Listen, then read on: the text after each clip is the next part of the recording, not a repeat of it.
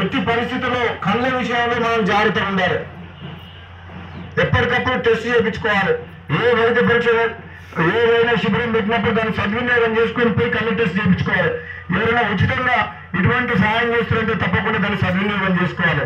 కాబట్టి ఈ ప్రోగ్రాం ఏదైతే మన కిరణ్ మంచి ఆలోచన చేసి అమెరికాలో వండుకుంటూ కూడా దాదాపు 10 లక్షల రూపాయలు ఖర్చు పెట్టి ఆ 2 బస్సులు ఆపరేషన్ చేసేందుకు చెన్నై నగరం నుంచి తెప్పించడం జరిగింది. చాలా గొప్ప విషయం.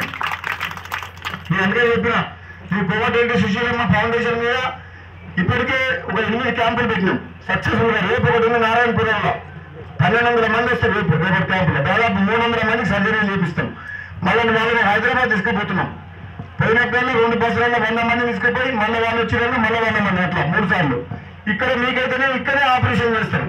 కాబట్టి అంత దూరం పోవాల్సిన అవసరం లేదు. కాబట్టి ఇంత మంచి సౌకర్యం కల్పించిన కిరణ్ గారికి మరొకసారి వేస్తూ అందరూ కూడా చుట్టుపక్కల గ్రామాలందరూ కూడా ఎవరు వచ్చినా సరే, మొన్న నేను పెట్టినప్పుడు కూడా కొందరు వ్యవసాయ పనుల నుండి రాలేకపోయారు. కొందరు 2 రోజులు పోవాలంటే ఊరు పెట్టిపోవాలంటే కష్టపడుతుందని చెప్పి రాలేదు.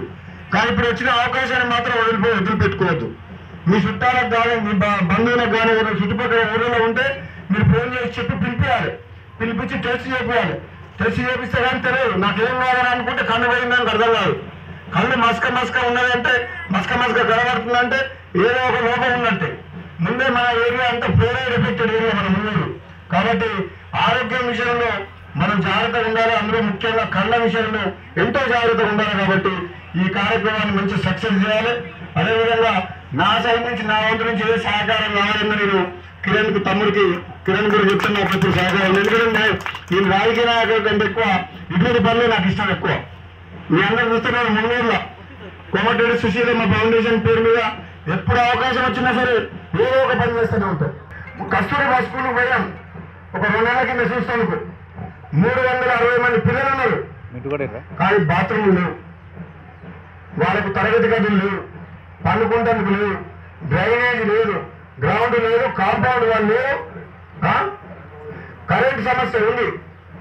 ఆ పిల్లలు చూస్తే నాకు బాగా అనిపించి వెంటనే మా అమ్మ పేరు మీద ఉన్న ఫౌండేషన్ ద్వారా దాదాపు 1,20,00,000 రూపాయలతో సొంత పైసలతో నేను ఇప్పుడు కట్టిస్తున్నాను. ఆ పిల్లలు చూస్తే మా పిల్లల్ని తల్లిదండ్రులు ఎంతో నమ్మకంతో మాకు అప్పచెప్తే సరే బాత్రూంలో వాటిని ఊళ్ళు దాదాపు 1,20,00,000 ఖర్చు అయ్యాయి. ఇప్పటికీ ఇంకా 75 లక్షలు ఖర్చు అయ్యాయి.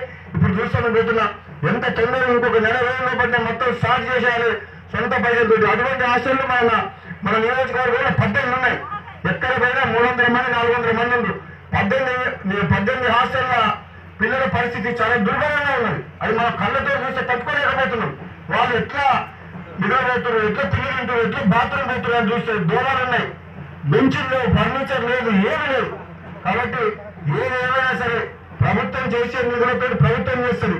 మనం ప్రభుత్వంతో పాటు ఎవరైతే ఆర్థికంగా కొంచెం ఇంతో అంతో భగవంతుని దేవాలన్న కొంచెం శక్తి ఉన్నది, కొంచెం మంచి మనసు చేసుకొని అటువంటి కార్యక్రమాల్లో పాల్గొంటే మాత్రం మనకి మునుగోడు నియోజకవర్గంలో ఎవరున్నారు. ఎందుకంటే ఇటువంటి ఎన్ఆర్ఐలు ఎంతో మంది ఉంటారు, కిరణ్ లాంటి వాళ్ళు. మనం ఏదైనా మంచి పని చేస్తున్నామని అడిగితే మీరు మనకు చెప్తే తప్పకుండా నేను కూడా సహాయం చేస్తానని చెప్పి కిరణ్ ముందుకు వచ్చిండు. మేము చేయడం కాకుండా తెలంగాణ డెవలప్మెంట్ ఫోరం నుంచి కానీ అమెరికన్ తెలుగు అసోసియేషన్ నుంచి తప్పకుండా మన తెలంగాణ ఫండ్ ఉన్నది, దాని ద్వారా మీకు వచ్చేటట్టు కొంచెం సహాయం చేస్తామని చెప్పి మాట చేయడం జరిగింది. కాబట్టి అందరికి చెప్తున్నా, ఏది ఏమైనా కార్యక్రమం చిన్నగా అనుకోవద్దు. ప్రజల్లో చైతన్యం రావాలి. ప్రతి ఊర్లో ధనవంతులు ఒక 10 మంది ఉంటారు. ప్రతి ఊర్లో 10 మంది ధనవంతులు ఉంటారు. ఆ 10 మంది ముందుకు వస్తే ఆ ఊర్లో పేదరికం అనేదే ఉండదు, ఆ ఊర్లో ఇల్లు లేనే ఉండదు, ఆ ఊర్లో మురికి కాలువ ఉండదు, ఆ ఊర్లో ఏ సమస్య ఉండదు. ఆ 10 మంది ధనవంతులు బయటకు వస్తే తలా ఇంత చేస్తే పేదలు ఉండదు.